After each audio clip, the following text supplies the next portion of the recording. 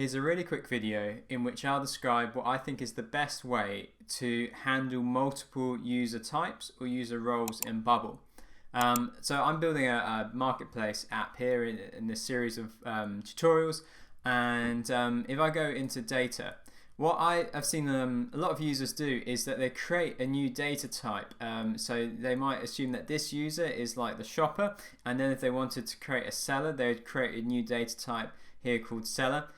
That's not a great idea because in Bubble the user data type is special compared to any other data types that you create. Only the user data type is able to have the registration, the login, and the kind of my account functions.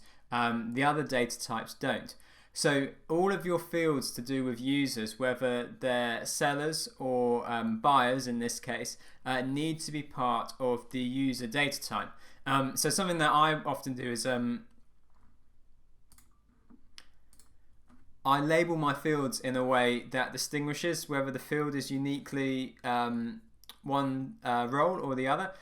So for example, if I wanted to create a seller field, I might label it seller and then put the field name in. Obviously fields like first name, that's going to apply to both sellers and buyers in the context of my marketplace app.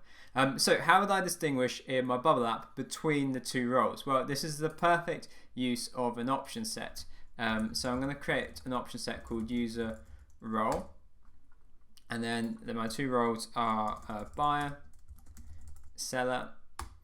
You could also add in, I'm working on an app at the moment where admin is an appropriate role in here because I want to give certain users access to certain areas of my app. So that's another way you could use this option set.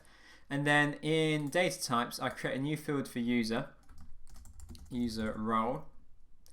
And then I'm faced with a choice, and this will really depend on the type of app you're building. Do you want your user to just be one role, and then if they change role, they kind of go from one bucket into another bucket? Or in this marketplace app, what if I have someone who first of all is a buyer and then they also want to be a seller? I'm thinking along the lines of like an Etsy account or an eBay account allows you to do both. But there might be some instances where you just want an account to only be one type. But if you want it to be multiple, you can use the list feature here. Great. So if we go onto my front end, just give it a refresh. I have a sign up group focus here, and then when the user clicks register, it's going to register them. But if I want to make this only for buyers, then I can add in the user role add buyer. Okay, and then I can build a separate registration workflow because I will have many fields that are different just for my sellers, and sellers I can add them as a buyer or add them as a seller at the same time. This also, by using it as a list, this allows me to easily transition someone who's already got an account and their email address is in my database from a buyer to a seller.